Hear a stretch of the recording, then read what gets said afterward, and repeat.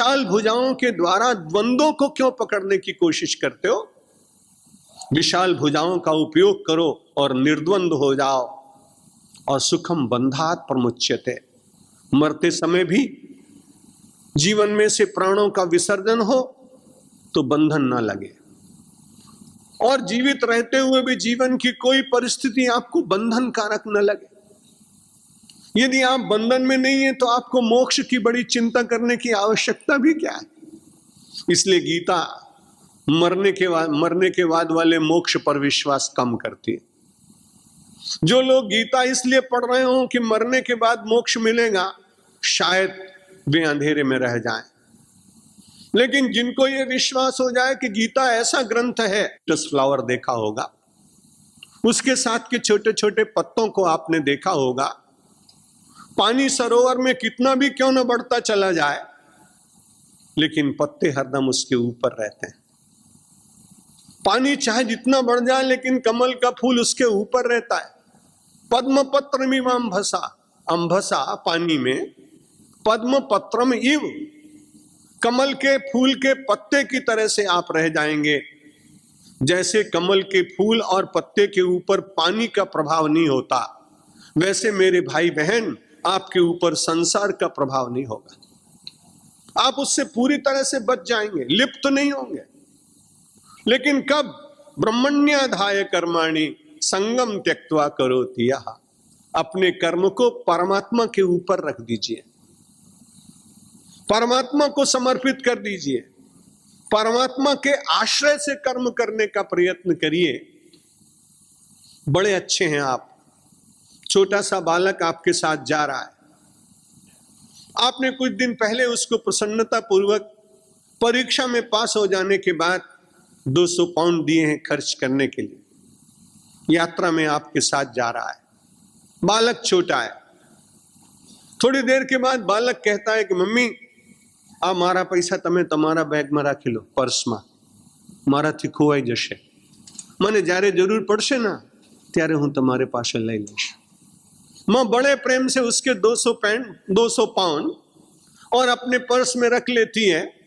बालक से कहती है बड़ी अच्छी तरह से घूमो, जब तुझे कुछ लेना हो तो बता देना, मैं तेरे पैसे तुरंत दे दूंगा। जैसे छोटा बालक अपने 200 पाउंड मां के पर्स में रखकर निश्चिंत हो जाता है, वैसे ही अपने कर्म रूपी पाउंड परमात्मा रूपी माता पिता के चरण रूपी पर्स में रोज समर्पित करते चले जाइए। जब जरूरत पड़े तो उनसे लेते जाना और बाकी उनको आप देते जाना। ब्रह्मण्याधाय कर्माणि संगम त्यक्त्वा करोति यः, परमात्मा को समर्पित करने के बाद कर्म, और निरासक्त होकर जब कोई व्यक्ति कर्म करता है, लिप्यते न स पापे न, बड़ा डर है व्यक्ति को सबसे बड़ा पाप लगेगा। आजकल तो ऐसा चिंतन नहीं होता, लेकिन 100 वर्ष पहले हर एक आदमी सोचता था ये काम करेंगे इससे पाप तो नहीं लगेगा। रास्ते चलते कोई चींटी भी मरे तो विचार करते थे कहीं पाप तो नहीं लगेगा। अभी तो व्यक्तियों की हत्या लोग कर डालते हैं, चिंता ही नहीं होती। लेकिन जब ये ग्रंथ लिखा गया या कहा गया, तब लोगों के मन में पाप का भय था, परमात्मा से प्रीति थी। इसलिए भगवान कहते हैं कि तू केवल युद्ध इसलिए नहीं करना चाहता है कि तुझे पाप का डर लग रहा है। पहले अध्याय में वर्णन कर चुका है, इसलिए भगवान उसकी वृत्ति का स्मरण करके उसे बार बार कहते हैं कि तू केवल युद्ध इसलिए नहीं कर रहा है कि तुझे पाप लगेगा। अरे मैं तुझे विश्वास दिलाता हूं, अपने कर्म मुझे समर्पित कर दे।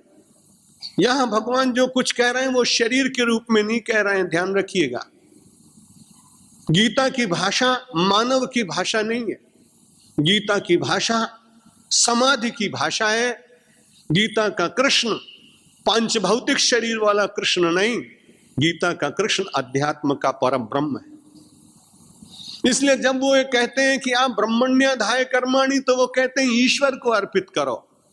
कहीं कहीं पर उन्होंने कह दिया यो माम पश्यति सर्वत्र, जो मुझे सब जगह देखेगा। हम लोग लौकिक अर्थ में कहते हैं कि सब जगह कृष्ण को देखेंगे, पर वास्तव में परमात्मा जो व्यापक सत्ता है, जिसको हम वैदिक दृष्टि से ईश्वर कहते हैं, जो एक क्षण के लिए भी संसार में कहीं से भिन्न नहीं किया जा सकता। ऐसी सत्ता की जिसको आप कहीं अलग कर ही नहीं सकते। उस सत्ता के संबंध में भगवान कहते हैं ब्रह्मण्याधाय कर्माणि संगम त्यक्त्वा करोति यः लिप्यते न स पापेन। उस व्यक्ति को पाप लिपटेगा नहीं। पाप छू जाए लेकिन पाप उसके भीतर प्रविष्ट नहीं होगा। कई बार आप जाते हैं, आपकी इच्छा नहीं होती, लेकिन जब लौट कर आते हैं तो आपके कपड़े कुछ कुछ बंबई कलकत्ता में जाएं तो काले हो जाते हैं। परिवार के लोग पूछते हैं किसी फैक्ट्री में गए थे क्या? नहीं नहीं, हम तो सड़क पर से आ रहे थे। तो उन्होंने कहा अच्छा, कौन सी सड़क पे गए थे? बोले बेलूर मठ की ओर जो सड़क जाती है उस पे गया था। तो बोले वहां तो इतने ट्रक चलते हैं कि अगर कोई आदमी ऐसे ही निकल जाए, गोरा आदमी भी, तो और दिन भर के बाद लौट के आए तो लोग कहेंगे कि कीनिया होके आए हो क्या? अपने आप उसका श्याम वर्ण हो जाएगा। इच्छा नहीं है कि वो श्याम वर्णी हो, उसकी इच्छा नहीं है कि उसको भीतर कहीं कालिमा आए। व्यक्ति को भी संसार में कई बार ऐसे कर्म करने पड़ते हैं विवशता के कारण कि उसमें से बाह्य दृष्टि से कहीं पाप दिखाई पड़ता है। भगवान बड़ी व्यावहारिक गीता शास्त्र का वर्णन कर रहे हैं कि आपको जाते जाते जैसे पोल्यूशन से, किसी ट्रक के एग्जॉस्ट से निकलने वाले धुएं का स्पर्श करने के कारण आपके वस्त्र काले हो गए, आपका मुख काला हो गया, लेकिन आपकी इच्छा नहीं थी और आप इसमें विवश थे, कुछ कर भी नहीं सकते थे। ठीक इसी प्रकार से आप संसार में कर्म कर रहे हैं तो हो सकता है कभी कभी कोई पाप स्पर्श कर जाए। तो कहते हैं उस पाप के स्पर्श करने से भी एक लाभ होगा कि यदि आपके मन में असंग भाव बना रहे तो पाप आपके भीतर प्रविष्ट नहीं होगा और अपनी साधना के साबुन से पाप के कलंक को आप धोने में समर्थ हो जाएंगे। पद्म पत्र मिवाम भसा, आप इस तरह से संसार में रह सकेंगे। जो योगी व्यक्ति होता है, परमात्मा से जिसे मिलने की इच्छा होती है, उसे युक्त कहते हैं, क्योंकि परमात्मा से जुड़ गया ना वो व्यक्ति, वो युक्त हो गया। 12वें श्लोक में भगवान ने बड़ी अच्छी बात कही कि अर्जुन, पाप से तो छुटकारा मिल ही जाएगा, सुख से, बंधन से छुटकारा तो हो ही जाएगा। युक्तः कर्म फलम त्यक्त्वा शांति मापनोति नैष्ठिकीम अयुक्तः काम कारेण फले सक्तो निबध्यते। भगवान रोज एक न एक रास्ता बता देते हैं। 3 दिन पहले कहा था निर्ममो निरहंकारा स शांति मधिगच्छति, कल फिर एक शांति का रास्ता बताया था और आज फिर कहा कि माला जपो तो जपो, आपकी इच्छा, जरूर उसका लाभ होता है। लेकिन मानो किसी दिन नहीं मिल सका अवसर तो चिंता मत करना, केवल इतना करना कि परमात्मा से जुड़ना मन से, और जुड़ने के साथ में कर्म फलम त्यक्त्वा, जो कर्म कर रहे हो बार बार उसके फल को भगवान के चरणों में समर्पित करो तो एक बड़ा लाभ होगा। एक और भगवान कह रहे हैं कि बिना लाभ के कर्म करो, लेकिन अर्जुन जानता है कि मैं मान लो करूं भी, लेकिन गीता के सुनने वाले लोग क्या बिना फल के कर्म करेंगे? लाख समझाइए उनको। और ऐसा होता तो आज तक पता नहीं कितने नैष्कर्म योगी हो जाते। इसलिए तुरंत अर्जुन मन में सोचता है कि हम तो इनको अपना कर्म फल अर्पित कर दें, महाराज हमको क्या देंगे, श्री कृष्ण भगवान हमको क्या देंगे। मन में उसके विचार जगता है, और जैसे ही विचार जगता है वैसे भगवान कहते हैं अर्जुन, तुम तो परमात्मा के साथ जुड़कर असंग भाव से कर्म करो और मैं तुम्हें एक ऐसी वस्तु दूंगा जो दुनिया में कोई दे नहीं सकता। अर्जुन बड़ा जागृत हो गया। उसने सोचा भगवान क्या देने वाले। भगवान ने कहा शांति मापनोति नैष्ठिकीम, तुझको वो मिलेगा जिसके लिए सारी दुनिया काम करती है, शांति मिलेगी। और कैसी शांति मिलेगी? नैष्ठिकीम, निष्ठा से उत्पन्न होने वाली शांति तुझको प्राप्त हो जाएगी। इससे बड़ा लाभ और क्या हो सकता है। इसलिए आप जगत में कर्म करिए जिस जिस क्षेत्र में जीवित हैं। कर्म के परित्याग करने की आवश्यकता नहीं है, लेकिन बार बार प्रयास करिए, होना बहुत कठिन है। कर्म फल का परित्याग करके कर्म करना है बड़ा कठिन। लेकिन यदि आप कर्म फल की चिंता न करें तो भी फल तो मिलेगा। आप पहली तारीख से लेकर 30 तारीख तक काम करते हैं, आप कभी रोज थोड़ी सोचते हैं कि सैलरी मिलेगी। काम किया है तो सैलरी तो मिलने वाली। ठीक इसी प्रकार से यदि आपने सत्कर्म किया है तो फल की चिंता आप न करें। परमात्मा बहुत ही न्यायपूर्वक सबको देता है, वो हमको जरूर मिलने वाला है। लेकिन अयुक्तः काम कारेण, और जो योगी नहीं है, जो भगवान से जुड़ा नहीं, वो अपनी कामनाओं के कारण बार बार निबध्यते बार बार बंधन को स्वीकार करेगा। ये मनुष्य की अपनी इच्छा है कि वो बंधन की ओर जाए या वो मुक्ति की ओर जाए। बहुत विचार करते करते भगवान ने 17वें अध्याय में कहा, तद्बुद्ध्या तदात्मानः तन्निष्ठा। 17वां श्लोक, तद्बुद्ध्यस्तदात्मानं माना तन्निष्ठा तत्परायणाः गच्छन्त्य पुनरावृत्तिम ज्ञान निर्धूत कल्मषा। उस परमात्मा, यहां तद शब्द परमात्मा के लिए है। अपनी बुद्धि को उस परमात्मा के साथ जोड़िए। तदात्मानम, अपनी आत्मा को, अपने चिंतन को परमात्मा के साथ जोड़िए। तन्निष्ठा, आपकी सारी निष्ठा परमात्मा के प्रति हो। तत्परायणा, और अपने जीवन में उसी के द्वारा जुड़े रहें, तत्परायण हो जाएं।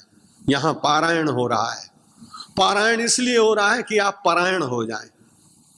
परायण का अर्थ होता है संलग्न हो जाएं, उसके साथ नित्य जुड़ जाएं।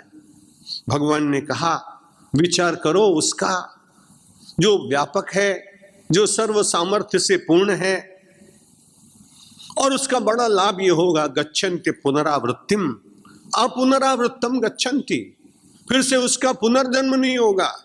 ज्ञान निर्धूत कल्मषा, ज्ञान के द्वारा उसके सारे जितने पाप हैं, कल्मश हैं, वे दूर हो जाएंगे, धुल जाएंगे, समाप्त हो जाएंगे। इसलिए व्यक्ति को अपनी बुद्धि का उपयोग लौकिक दृष्टि से तो करना चाहिए, अच्छी बात, लेकिन बड़ी अच्छी बात तो इसमें है कि मानव निरंतर जो बुद्धि केवल संसार की ओर भागने का यत्न करती है, उस बुद्धि को बार बार तन्निष्ठा तत्परायण, उसमें बार बार परायण होने का प्रयत्न करे।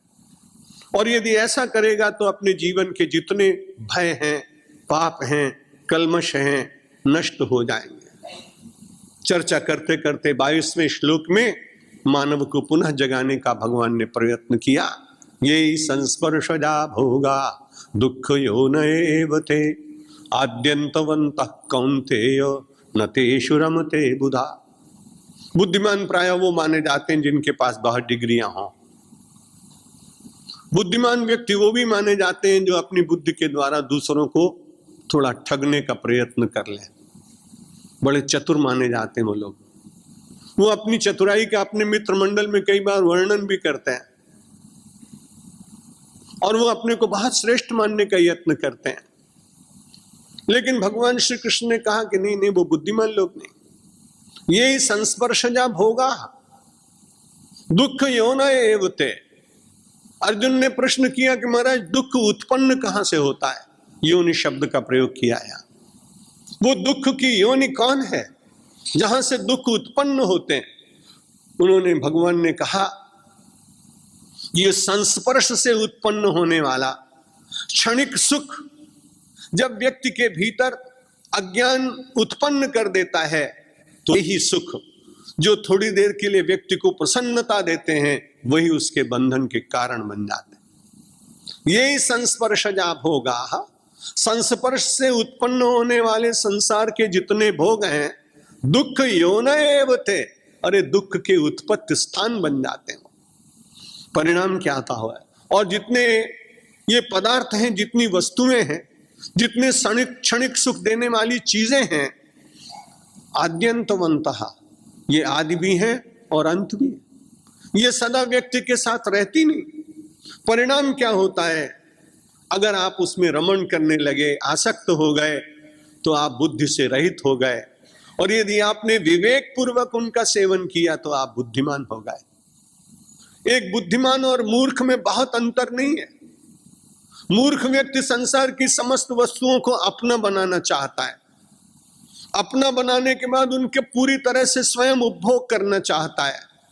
काल की सीमा उसे ज्ञात है कि मैं 60, 70, 80, 90 वर्ष के बाद चला जाऊंगा, तो भी उसकी आकांक्षा ऐसी रहती है कि मैं अनंत काल तक इन संसार के सुखों का मैं ही उपभोक्ता बना रहा हूं।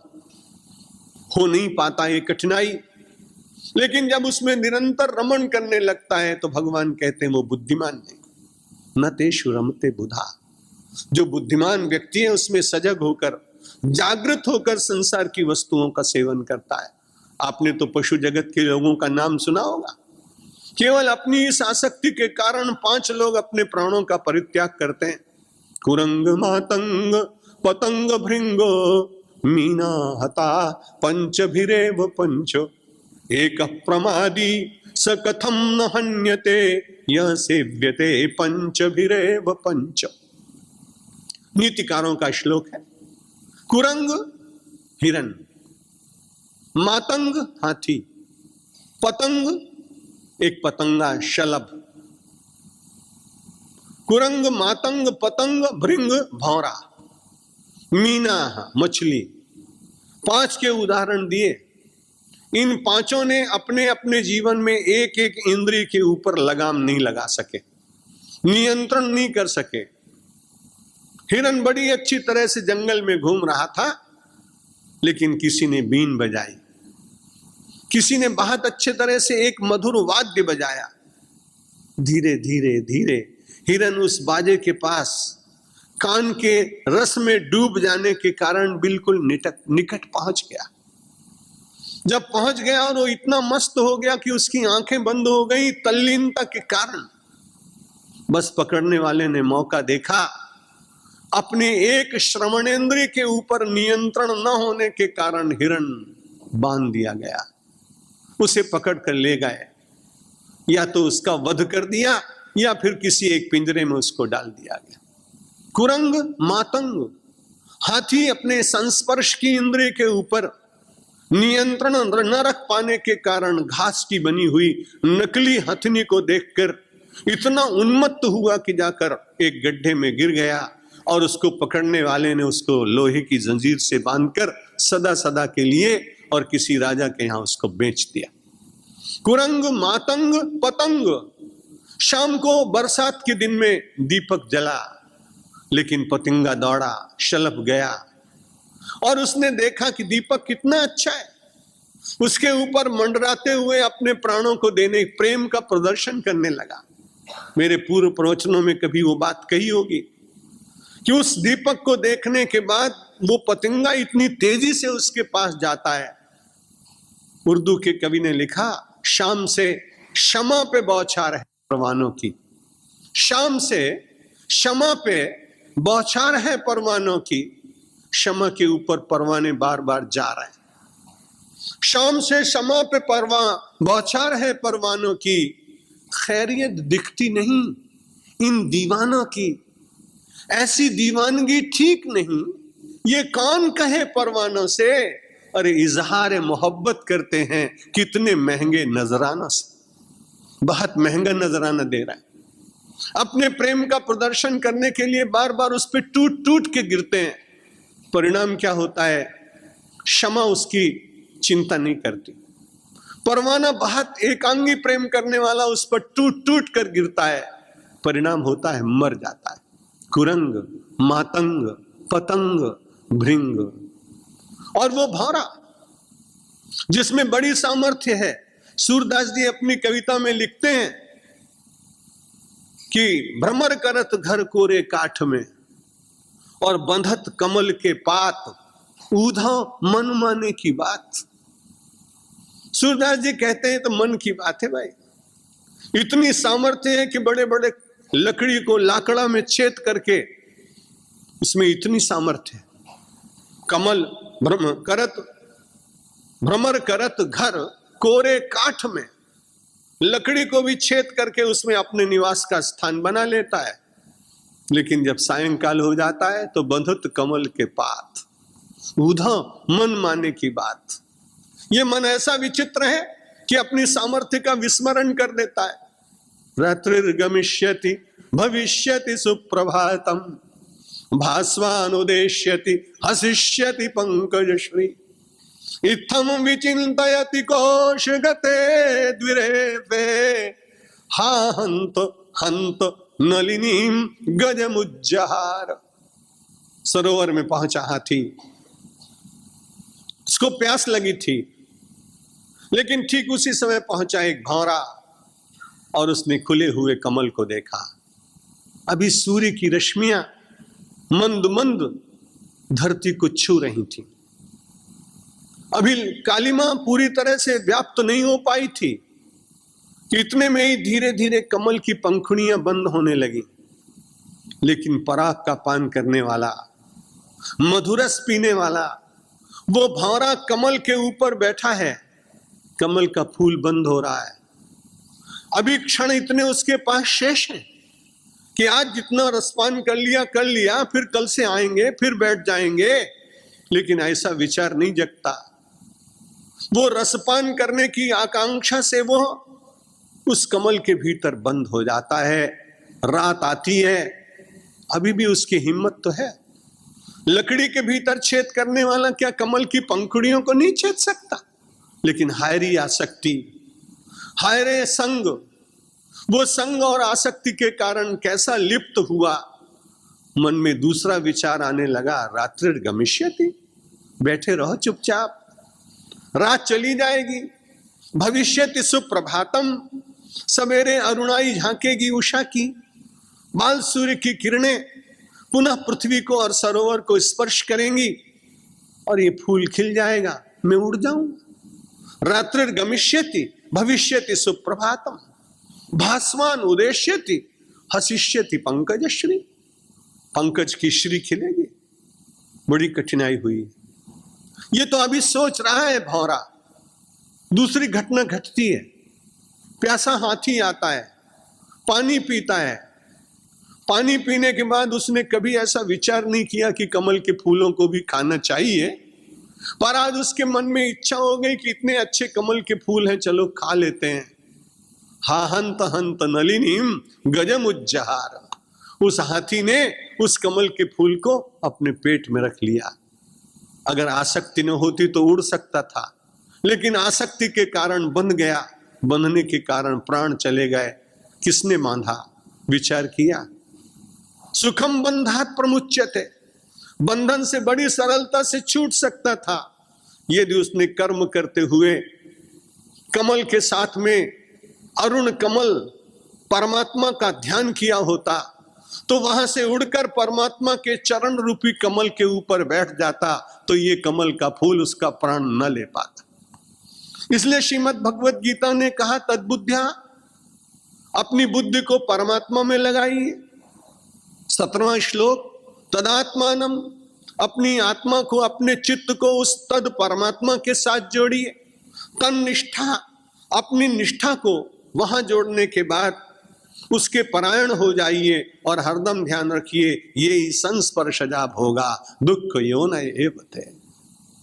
22वां श्लोक, कि सारे संसार में वस्तुएं तो मिली हैं, वस्तुओं का सेवन आप करें तो बड़े बुद्धिमान, लेकिन यदि वस्तुएं आपका सेवन करने लगे तो आपसे कम बुद्धिमान दूसरा हो भी नहीं सकता है। ये बड़ी अच्छी बात है कि आपने भोजन किया, बहुत अच्छी बनी थी भुजिया, समोसे बहुत अच्छे थे। डॉक्टर ने कहा था कभी कभी भले खाना, तलेली वस्तु वधारे खाता नहीं, लेकिन वो तो 4-5 खा गया। अब रात्रि को बड़ी परेशानी हो रही है। उस समय वो समोसा कहता है कि मैंने थोड़ी आपको कहा था कि आप परेशान होइए, वस्तु आपको मिली थी, वस्तु का कितना सेवन करना चाहिए था ये तो बुद्धि और डॉक्टर के अनुसार आपको करना था। वस्तु बुरी नहीं है, लेकिन वस्तु के साथ जब आप एकाकार हो जाते हैं और जब वस्तु देखती है कि मैंने इसके ऊपर शासन कर लिया, तब जड़ हंसता है और चेतन रोने लगता है। परमात्मा करे कि ये चैतन्य जागृत रहे और जड़ उसके ऊपर शासन न कर पाए। यही संस्पर्शजा भोगा दुख योन एवते आद्यंतवंत कौन्तेयो नतेषु रमते बुधा। बुद्धिमान लोग उसमें रमण नहीं करते। बुढ़ापे में आप जाकर के भजन करेंगे कर सकेंगे कि नहीं मालूम नहीं, क्योंकि उस समय कर कांपे, शोभा गई मुखन ते, ममता तू न गई मेरे मन ते। गोस्वामी तुलसीदास जी विनय पत्रिका में कहते हैं कि तन थाके कर कंपन लागे, शोभा गई मुखन ते। और इससे भी बड़ी बुरी बात तो वो होती है कि घर के लोग बहुत प्रीति नहीं करते। बहुत, जिस घर को आपने कई लाख पाउंड में खरीदा हो और आपके जीवन समाप्त हो जाए तो लोग यहां तो मालूम नहीं, पर भारतवर्ष में कहते हैं घर में ज्यादा मत रखो इनको। क्यों भाई? घर इसका है, अभी तक उसके नाम पर है, म्युनिसिपैलिटी में तुम्हारा नाम हुआ ही नहीं अभी। वो कहता है इस बात की चिंता नहीं कि उसका मकान नहीं है, लेकिन वो सूरदास जी महाराज जीवन का सत्य बताते हैं कि जाति रिया ते प्रीति घनेरी, सोई देख डरई हैं, जा दिन मन पंछी उड़ जई हैं, ता दिन तेरे तन तरुवर के सब पात जर जई।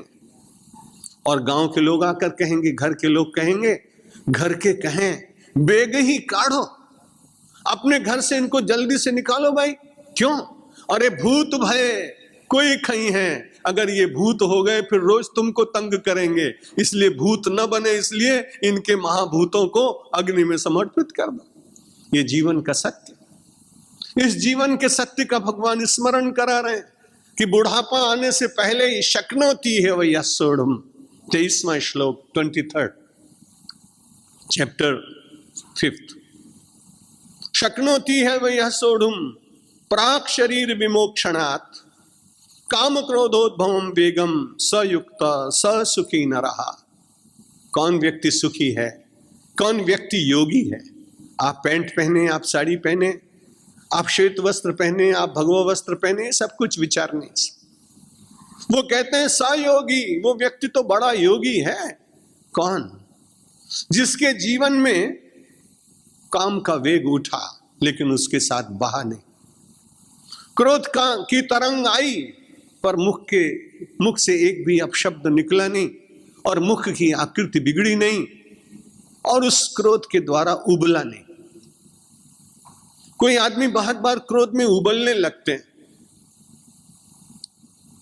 मैंने एक आदमी ने राजस्थान में कहा, महाराज इनको तो इतना क्रोध आता है तो उबलते हैं। मैंने कहा बटाटा उबले से मानस के उबले से। यदि क्रोध कभी आदमी को उबालने लगे तो बड़ी कठिनाई है। परमात्मा ने आपको क्रोध के द्वारा उबलने के लिए थोड़ी भेजा है। काम की तरंगों में आप अपने विवेक को भूल जाएं इसलिए परमात्मा ने थोड़ी भेजा है। समन्वय परिवार के कुछ मेरे मित्र हैं, कभी कभी विदेश घुमाने ले जाते हैं। एक बार मनु भाई और ललित चंद जी के साथ, हरीश भाई के साथ में पुर्तगाल चला गया। समुद्र में पहले स्नान कभी किया नहीं था, केवल आचमन किया था। बहुत लोग स्नान कर रहे थे। स्नान करना एक कला है, सबको आती नहीं, इसलिए वो लहरों को देख करके मुझे बड़ा डर लगता था। एक आदमी ने कहा कि देखो ये लहरें आपका कुछ नहीं बिगाड़ सकेंगी, जब लहर आए ना तो तीरे से अपने भीतर बैठ जाइए, लहर ऊपर से निकल जाएगी फिर वापस चली जाएगी। उसने मुझे एक कला सिखाई, मुझे बड़ी अच्छी लगी। हम बड़ी देर तक समुद्र में स्नान करता रहा। आध्यात्मिक दृष्टि से चिंतन करने की आदत, इसलिए मैंने कहा मनुष्य का शरीर मिला है इसलिए काम की उर्मियां और लहरें नहीं उठेंगी, ये कहना तो संभव नहीं। लेकिन जिस समय कामना या काम की लहर उठे उस समय जल्दी से गोता लगाने का मतलब कि आंखें बंद कर भगवान के चरण में बैठ जाओ। काम की लहर आएगी, उलट जाएगी और आप निश्चित रूप से उससे बच जाएंगे। कामना और क्रोध दोनों की लहरें आए, लोभ की लहर आए, ईर्ष्या की लहर आए, लेकिन डुबकी मारो। लेकिन डुबकी मारते समय कहां? क्षीर सागर में बैठे हुए भगवान के चरणों का ध्यान करो। निश्चित रूप से उनके अनन्य ध्यान से हम सब लोगों की वृत्ति पवित्र हो जाएगी। गीता ने कहा शक्नोती है यह सोढ़ुम प्राक शरीर विमोक्षणात्। अपने शरीर को छोड़ने से प्राक माने पहले। जो व्यक्ति काम क्रोध के वेग को सहन करने में, उनके साथ न बहने में, उनका दृष्टा बन जाने में, उनका साक्षी रहने में जो समर्थ हो जाता है वो व्यक्ति सयुक्तः, वो योगी है। स युक्ता स सुखी, और उसके बाद उसको वास्तविक सुख भी मिलता है। और बड़ी अच्छी बात कही अर्जुन को भगवान ने यहां एक प्रकारांतर से बात कही है। गीता अपने अर्थ कई बार तुरंत बताती है, कभी कभी। अभी मैं विचार कर रहा था कि भगवान ने नरा शब्द का क्यों प्रयोग किया। भगवान ने अर्जुन से कहा कि देख, जो तू रो रहा है ना बार बार, जो अच्छे पुरुष होते हैं वो कम रोते हैं। मैं माताओं का बहुत आदर करता हूं, मेरे लिए तो जगदम्बा है, और मैं तो इसलिए भी आदर करता हूं कि ये नाराज हो जाए तो मुझे भिक्षा कौन देगा, मेरा घर परिवार तो है नहीं, इसलिए मैं माताओं का बहुत आदर करता हूं। लेकिन यहां श्रीमद् भगवत गीता कहती है कि वो व्यक्ति वास्तव में जो बार बार रोता है, उसको समझना चाहिए कि वो पुरुष है या स्त्री। यहां बार बार अर्जुन रो रहा है अपने स्वजनों की चिंता करने के बाद। भगवान ने कहा, अरे तू नर है और मेरे साथ तेरा संबंध है। बार बार लोग कहते हैं नरं चैव नरोत्तमम। जब नरं चैव नरोत्तमम ये बात कही गई तो उसमें नर है अर्जुन और नरोत्तम है नारायण श्री कृष्ण। इसलिए भगवान ने कहा, अरे मेरी लाज तो रख। सब लोग तेरे को नर नर कहते हैं और तू छोटी छोटी बातों का चिंतन करके उदास हो रहा है। इसलिए मरने से पहले काम क्रोध लोभ मोह की इन तरंगों को सहन करने की आदत डाल और उसके बाद अपने नर रूप को सार्थकता प्रदान कर। शक्नोति यह सोढ़ुम प्राक शरीर विमोक्षणात् काम क्रोधोद्भवम वेगम स युक्त स सुखी न रहा। अंतिम श्लोक में बड़ी अच्छी बात कही, यदि आप अपने को भोक्ता मानते हैं तो आप दुखी होंगे। संसार में जितने अच्छे कर्म हैं वो सब यज्ञ ही हैं। केवल हवन करना ही यज्ञ नहीं है। आप अपने माता पिता की सेवा कर रहे हैं, ये भी यज्ञ है। आप बड़ी पवित्रता पूर्वक स्वच्छता पूर्वक रह रहे हैं, ये भी यज्ञ ही है। जितने श्रेष्ठ कर्म है यज्ञ वही श्रेष्ठतमम कर्म। व्याख्या करते समय शास्त्रकारों ने कहा जो श्रेष्ठ कर्म है वो सब यज्ञ के अंतर्गत आते हैं। इसलिए यज्ञ करो, अच्छे अच्छे काम करो, लेकिन अच्छे काम करने के बाद भोक्तारम यज्ञ तपसाम सर्वलोक महेश्वरम, ये विचार रहना चाहिए कि जितने यज्ञ हैं वो भगवान की बिना कृपा के नहीं हो सकते। इसलिए यज्ञ का भोक्ता भगवान बनाइए। भोक्तारम यज्ञ तपसाम, यज्ञ का भोक्ता और तपश्चर्या का भोक्ता कौन है? सर्वलोक महेश्वरम, सारे संसार का जो महेश्वर है, जो मालिक है, वही मेरे और आपके यज्ञ और तप का भोक्ता बनना चाहिए।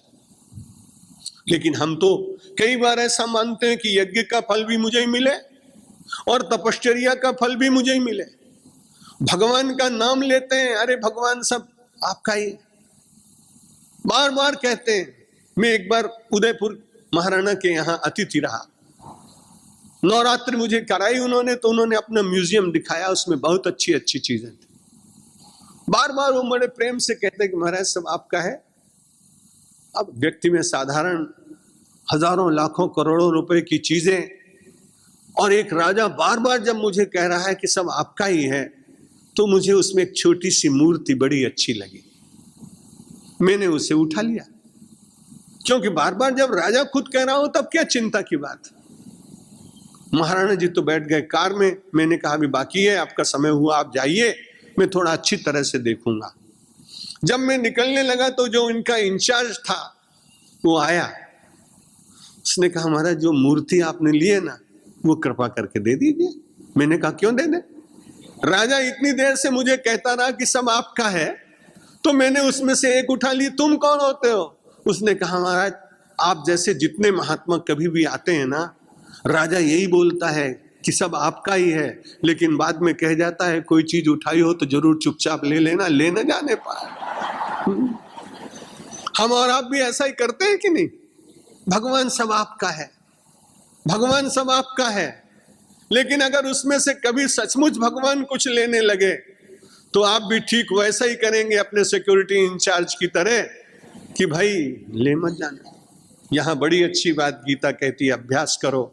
तपश्चर्या भगवान के लिए, यज्ञ भगवान के लिए, उस यज्ञ तप तपश्चर्या का भोक्ता मुझे प्रसाद रूप से भगवान कुछ दे दे तो उसकी इच्छा की बात, लेकिन यज्ञ और तपश्चर्या का भोक्ता भगवान होना चाहिए।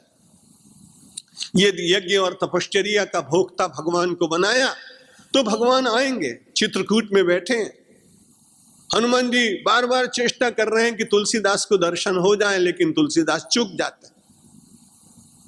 लेकिन तुलसीदास की एक ही बात थी, घर छोड़ के आए थे, पत्नी ने तिरस्कार किया था, श्रद्धा बड़ी थी, समर्पण का बड़ा विचार था, सब पूजा भगवान को अर्पित करते और कहते सर्वलोक महेश्वरम, सारे संसार का जो महेश्वर है वो मेरी यज्ञ और तपस्या का फल ले, मुझे तो केवल दर्शन कभी हो जाए तो अच्छा।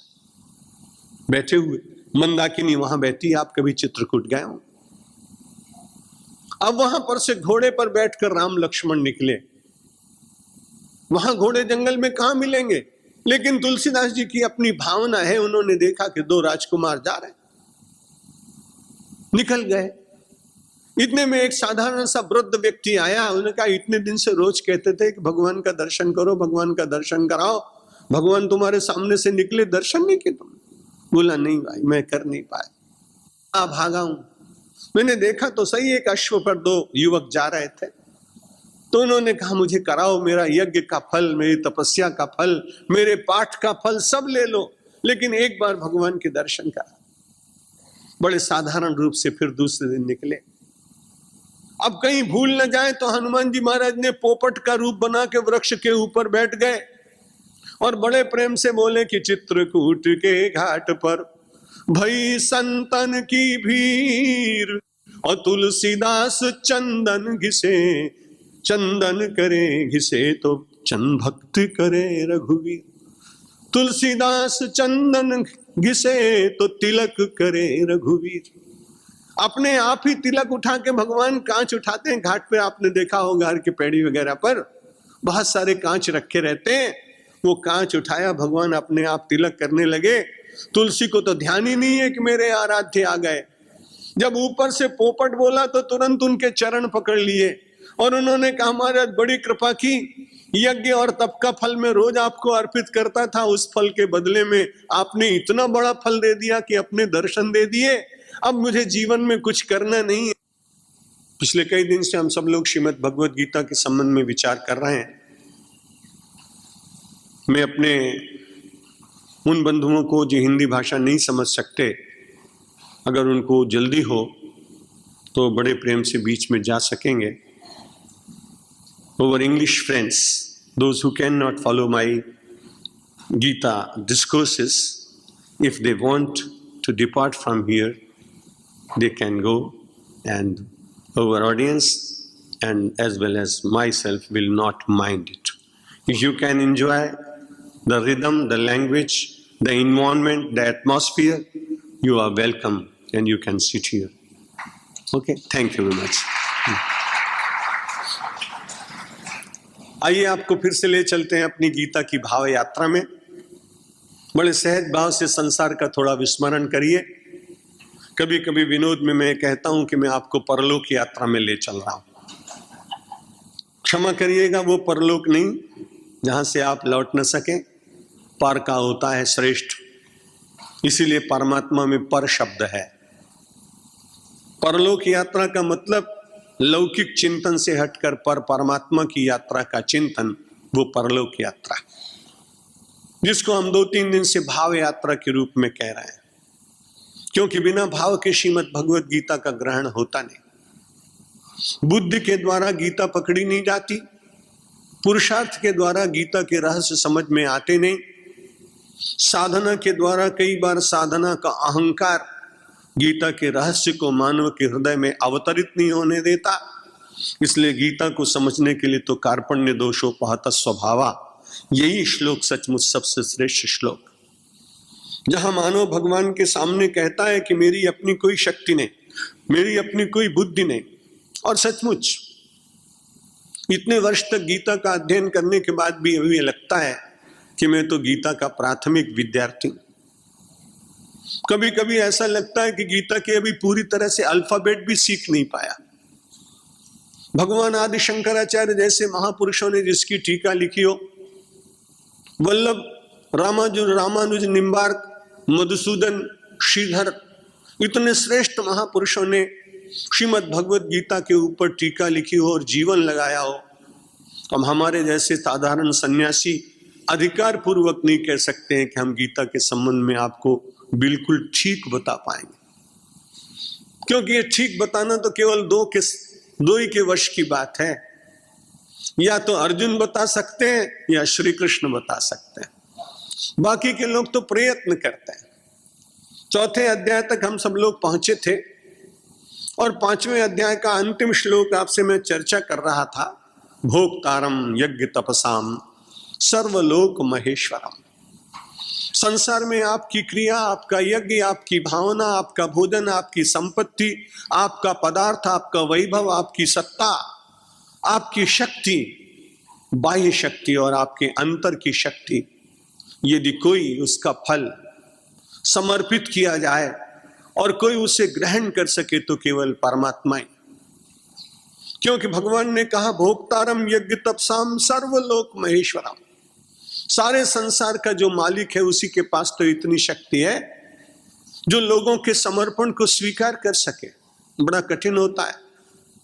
दुनिया की जितनी सरकारें हैं, चाहे इस देश की हो चाहे दूसरे देश की, वो अपने प्रजा से टैक्स लेती और चुनाव से पूर्व वो सब लोग अपने अपनी घोषणा पत्र में इतनी झूठी बातें लिखते हैं जितने संसार में शायद लिखी नहीं जा सकती। और इस दृष्टि से अपने देश की निंदा नहीं करना चाहिए।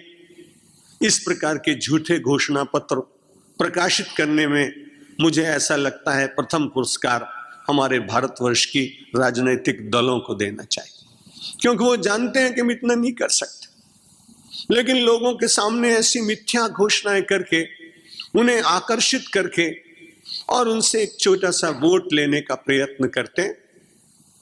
पर परमात्मा श्री कृष्ण जब ये बात कहते हैं कि सारे संसार के यज्ञ और सारी श्रेष्ठताओं का भोक्ता परमात्मा है, तब आप निश्चित मानिए कि वो ग्रहण करने के बाद देने की उसमें सामर्थ्य है। इसीलिए वो सबसे डंके की चोट कहता है कि तुम अपने कर्म, अपनी शक्ति और अपनी प्रतिभा को मेरे चरणों में समर्पित करो। यदि ऐसा ना होता तो इतिहास में ऐसे अनेक प्रमाण मिलते हैं कि सुदामा अकेले में बैठकर रोज भगवान की पूजा करता है। बड़ा विपन्न व्यक्ति है, देने को कुछ है ही नहीं। परिवार में तो फूटो तवा और टूटी कठौती। जिसके घर में रोटी बनाने का साधन तवा नहीं है और जिसके घर में आटा गूंथने के लिए कठौती नहीं है, वो व्यक्ति भगवान को दे भी क्या सकता था। लेकिन ये बड़ी विचित्र बात है कि जो कुछ भी वो करता है वो मन से सब भगवान के चरणों में समर्पित करता है। यद यद कर्म करोमि तत्तदखिलम शंभो तवाराधनम। जैसे मानस पूजा करने वाला व्यक्ति कहता है जो जो भी मैं कर्म करूं वो सब आपके चरणों में मैं समर्पित करता हूं, वो आपकी आराधना है। सुदामा भी अपने एकांतिक कुटीर में विपन्नता और गरीबी के बीच में भगवान की आराधना करता है। गरीबी में आराधना और प्रामाणिकता, ये दोनों वस्तुएं यदि मानव के पास बनी रहें तो स्वाभाविक रूप से परमात्मा अंतर्दृष्टा होने के कारण, सर्वदृष्टा होने के कारण वो उसे देखता है कि कितनी प्रामाणिकता से जी रहा है। कुछ लोग बीच में सुदामा को कुछ देने के लिए आए हैं, ऐसी कथा भी कहीं मैंने पढ़ी। पर जब सुदामा के पास गए तो उन्होंने कहा कि मैं जिसकी आराधना कर रहा हूं उसको मालूम नहीं है कि मैं गरीब हूं, इसलिए तुमसे मैं अपनी गरीबी कभी भी नहीं दूर करा सकता हूं। यदि मुझे अपनी गरीबी को दूर कराना होगा तो जिसको मैंने समर्पित किया है सर्वलोक महेश्वरम, वही परमात्मा मेरी दारिद्र्य को दूर करेगा। मैं तुमसे कुछ प्राप्त नहीं करना चाहता हूं। इसमें उसका अभिमान नहीं है, उसकी अपने इष्ट के प्रति श्रद्धा है। इसमें उसको अपने इष्ट देव के प्रति विश्वास है। और वही विश्वास, कैसा अद्भुत विश्वास, जिसकी कथा आप अनेक बार सुन चुके हैं कि द्वारिकाधीश अपने स्वर्ण सिंहासन पर बिठाकर और सुदामा का चरणोदक ग्रहण करते हैं।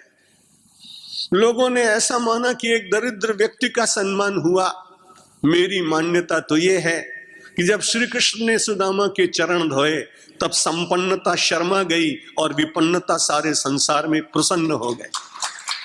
उसको लगा कि गरीबी भी दुनिया में कभी सम्मान की पात्र होती है।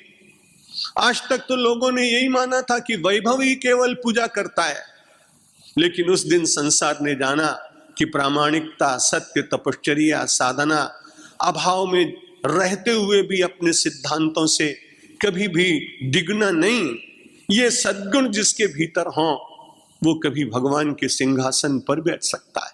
कहां भटकते रहे, तुमको मालूम था कि मेरे पास इतना है, चिट्ठी लिख देते, ड्राफ्ट भेज देता, मनी ऑर्डर करा देता, पोस्टल ऑर्डर भेज देता, किसी मित्र को कह देता गरीब है यार थोड़ा दे दो, मदद कर देना, मेरा पुराना दोस्त है, साथ में पढ़ा है। लेकिन भगवान श्री कृष्ण ने कुछ नहीं कहा। उन्होंने कहा आए सखा न कितने दिन खोए, अरे मेरे मित्र तुम इतने दिन तक आए नहीं। मैं बार बार सोचता था कि मेरा मित्र कभी आएगा क्या। तुम सोचते थे कि तुम कभी मेरे यहां जाओगे, और मैं निरंतर सोचता था कि तुम कभी मेरे पास आओगे। बड़ा अच्छा हुआ सुदामा, यदि तुमको संपन्नता मिली होती तो मुझे विपन्नता का श्रृंगार करने का सौभाग्य न मिलता। आज मैं धन्य हो गया।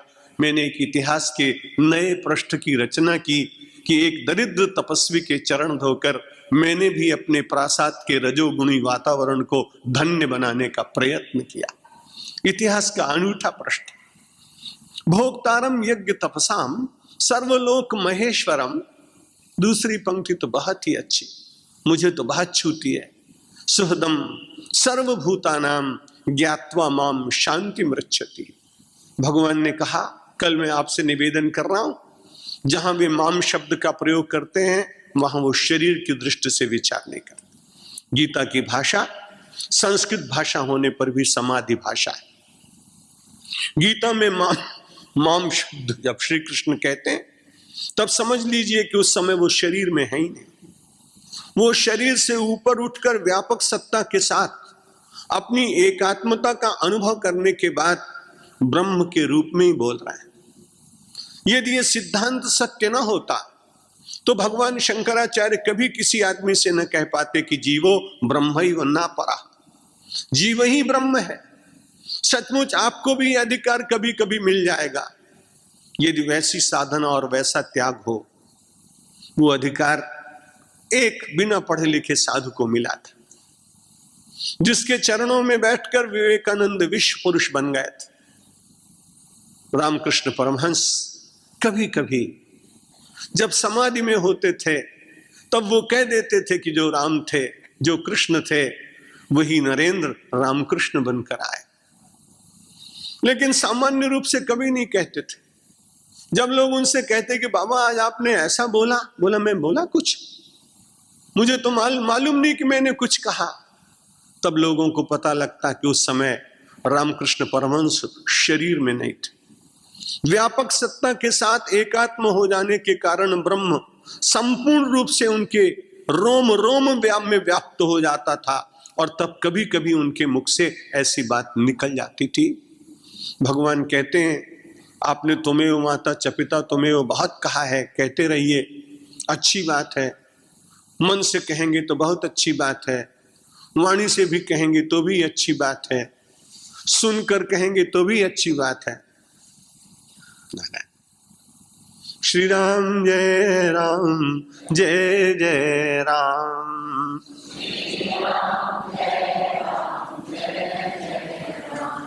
श्री राम जय राम जय जय राम।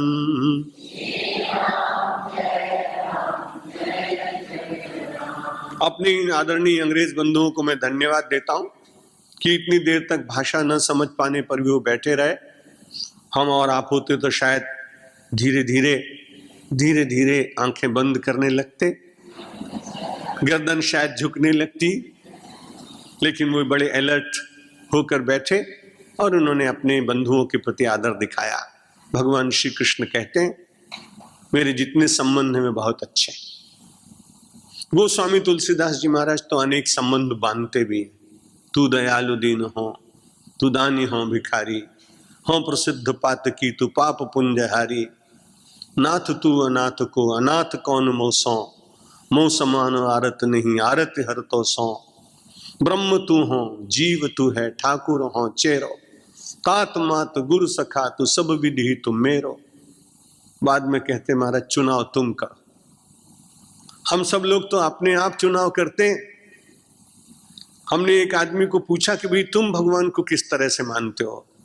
बोलते महाराज मैं तो व्यापारी हूं ना, इसलिए मैं परमात्मा को दुनिया का सबसे बड़ा सेठ मानता हूं, क्योंकि वो खुश हो जाएगा तो अपने नाम कुछ न कुछ देगा। आजकल लोग बड़े बड़े आदमियों से संबंध इसलिए रखना चाहते हैं कि अगर उसकी बहुत बड़ी इंडस्ट्री हो तो उसमें डायरेक्टर भले न बनाए, लेकिन अगर पहचान हो जाएगी तो कम से कम एजेंसी तो दे देगा, तो उसमें से ही काफी काम चल जाए। तो गोस्वामी तुलसीदास जैसा निर्मल महापुरुष वो कहता है महाराज मैंने तो जितने नाते हो सकते हैं संक्षेप में वे नाते आपको बताए जो मेरे आपके हैं, लेकिन आप मेरे साथ कौन सा नाता बांधें ये मैं आपको नहीं बता सकता हूं। मोहितो ही नाते अनेक मानिए जो भाग है। आपको जो नाता अच्छा लगता हो मुझे तो वही नाता अच्छा लगेगा, केवल शर्त इतनी है ज्यों त्यों तुलसी कृपालु चरण शरण पाए। किसी भी नाते से आपकी चरण में शरण में आपके दर्शन, आपके स्मरण, आपके स्पर्श, आपकी मुद्रा, आपका भाव, आपकी अंतर चेतना से ये जीव कहीं भी जुड़ा रहे, बस केवल इतनी ही आकांक्षा है। भगवान कहते हैं जो नाते आपको मानना हो मानिए, लेकिन गीता में तो सीधी बात कहते हैं कि अगर आप एक नाता मुझसे बांध लीजिए, तो कल उन्होंने कहा था शांति मापनोति नैष्ठिकीम, उसको नैष्ठिकी शांति मिलेगी। परसों उन्होंने कहा था निर्ममो निरहंकारः स शांतिम अधिगच्छति, जीवन का लक्ष्य है शांति की प्राप्ति। बीच बीच में भगवान बार बार उपदेश करते हैं माला जपना, तीर्थ जाना, पाठ करना, लेकिन जीवन में अगर वो नहीं उतर पाएगा तो शांति मिलना बहुत कठिन होगा। इसलिए जीवन के आचार व्यवहार को बार बार शुद्ध करने का संदेश देने वाला ये पवित्र ग्रंथ है श्रीमद् भगवत गीता। 2 दिन पहले कहा था ममता को छोड़ देना, अहंकार को छोड़ देना। कल कहा था यदि परमात्मा के प्रति निष्ठावान हो जाओगे तो वो शांति में अपनोति नैष्ठिकीम। यदि परमात्मा के प्रति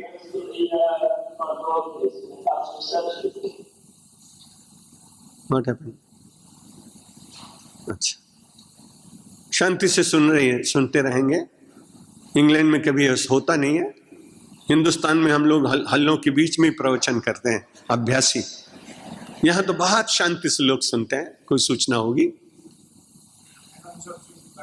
हाँ, तो मैं आपसे निवेदन ये कर रहा था कि परमात्मा के साथ मैत्री हो तो सुहृदम सर्वभूतानाम ज्ञात्वा माम शांति मृच्छति। शांति का एक तीसरा उपाय आज बताया कि उस व्यक्ति को शांति मिलेगी जो भगवान को अपना दोस्त मानेगा। सुहृद शब्द का अर्थ होता है फ्रेंड, और पश्चिमी जगत में तो फ्रेंडशिप की बात बड़ी प्रसिद्ध, इसलिए उसकी बहुत व्याख्या नहीं करेंगे। यहां परमात्मा को अपना मित्र माने सुहृद, तो ज्ञात्वा माम शांति मृच्छति। बहुत दिन तक निकटता हो जाने के बाद बहुत बड़ा आदमी हो तो भी उसके साथ सुहृद का भाव जग जाता है। बड़ी पुरानी घटना है, कभी सुनी भी होगी, याद नहीं रहता है। पिछले 37 वर्ष से आप सबके बीच में युगांडा से लेकर इंग्लैंड तक प्रवचन करता आ रहा हूं। 28 वर्ष की आयु में, 30 वर्ष की आयु में आप सबके मध्य में परमेश्वर ने भेजा था, और अभी 1 महीने के बाद 68 वर्ष का हो जाऊंगा। इतने दीर्घ काल तक आपने आध्यात्मिक संबंध रखा, इसके लिए मैं आपका बड़ा आभारी। तो बहुत दिन हुए, आपने नाम सुना होगा, एक बड़ा बादशाह अकबर, और अकबर के साथ रहते रहते बीरबल को बहुत निकटता हो गई। निकटता होने के कारण कभी उसे याद नहीं रहता था कि ये बादशाह है, इतनी बातें कर लेता था। एक दिन रास्ते में जा रहे थे, रास्ते में देखा एक बड़ा अच्छा बगीचा देखा, उसमें खूब बैंगन लगे हुए थे। जब बैंगन लगे हुए थे कितना अच्छा रंग उनका होता है। हमारा गुजराती भाई बहनों तो जाने छे રીંગણો बहुत स्वाद आवे छे। तो उन्होंने कहा कि भाई बीरबल कितनी अच्छी ये सब्जी है। अरे महाराज दरबार जहां पना शहनशाह, ये तो आपके बराबर का है। मेरे बराबर का? हाँ, देखिए आपके ऊपर छत्र लगा है, इसके ऊपर भी छत्र लगा, कितना अच्छा। तो उन्होंने कहा कि ठीक है भाई, कल से इसका ही शाक खाएंगे क्योंकि सबसे अच्छा है, अपने बराबरी वाला। शाक खाने लगे। सवारे भुरतो खाए, बपोर पछी भजिया खाए, અને રાત્રે મસાલા વાળો રીંગણો બને। 3 बार उसने खाना शुरू कर दिया। अभी एक 15 दिन बीते कि उसके शरीर दर्द होने लगा, पैरों में, जोड़ में वायु का रोग शुरू हो गया। वैद्य और हकीम बुलाए गए। उन्होंने कहा कि आपने कोई ऐसी सब्जी खाई जो वायु को बढ़ाती है। कौन सा शाक खा रहे हैं? कहा जो मेरी बराबर वाला बादशाह जिसके ऊपर छत्र है ना, बैंगन खाता हूं। तो बड़ी अच्छी बात, तो आप इसको खाना छोड़ दें तो अच्छी बात, ठीक हो जाएंगे।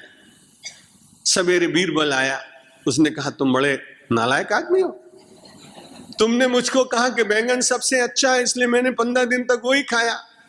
उसने बैंगन को उलट दिया, उलट के कहा महाराज इससे बुरा दुनिया में कोई नहीं देखी है, तो तभी इसके सर के नीचे एक खूंटा गाड़ दिया गया है।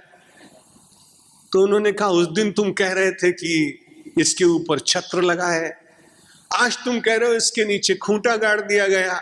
उसने कहा जहां पना, मैं तो आपका नौकर हूं, बैंगन का नौकर नहीं हूं। आप जिसमें खुश थे उसमें मैं खुश था।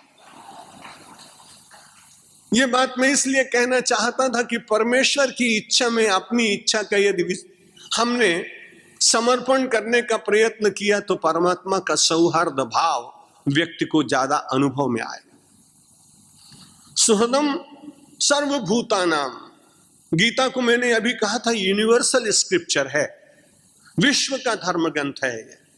इसलिए अगर भगवान ये कह देते कि हिंदू लोग जब मुझे अपना मित्र मानेंगे तो मैं हिंदुओं के साथ दोस्ती रखूंगा, बड़े गौरव के साथ हम कहते कि हमारे हिंदुओं का ग्रंथ है।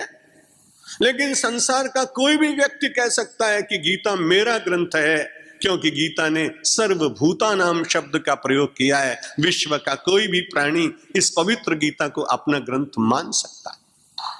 भगवान श्री कृष्ण ने कहा सुहृदम सर्वभूतानाम ज्ञात्वा माम शांति मृच्छति।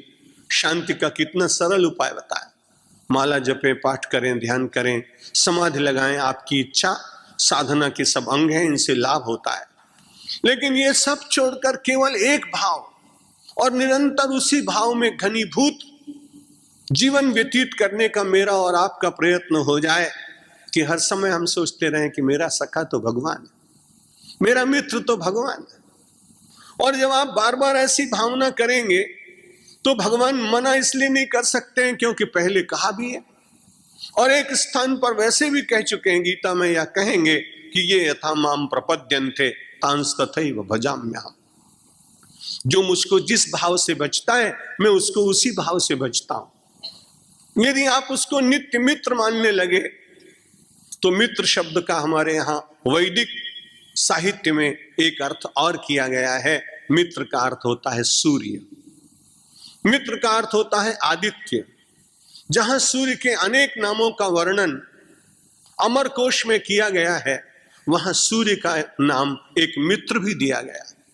भगवान ने बड़ी रहस्यात्मक बात कही कि यदि तुमने मुझे मित्र भाव से स्मरण किया तो एक बड़ा लाभ होने वाला है कि जब जब तुम्हारे भीतर अंधकार माया का आएगा, तब तुम्हारा ये मित्र प्रकाश देने के लिए अपने आप तुम्हारे हृदय आकाश में चमकने लगेगा। इसलिए यहां सुहृद शब्द जब मित्र उसका अर्थ करेंगे तो बड़ा गहरा होगा। सुहृदम सर्वभूतानाम, सारे संसार के प्राणियों का मैं मित्र हूं। ये भाव यदि लोगों के भीतर घनीभूत हो जाए तो भगवान श्री कृष्ण आश्वासन देते हैं ज्ञात्वा, ऐसा भली प्रकार से समझकर, मन में बिठाकर, उसमें निष्ठा रखकर तो सोहदम सर्वभूतानाम ज्ञात्वा माम शांति मृच्छति, उसको शांति भी मिलेगी और जगत की वस्तुएं जितनी आवश्यक है उतनी परमात्मा दे देगा। और एक बात और है, यदि भगवान को मैंने और आपने मित्र माना तो भगवान दे देगा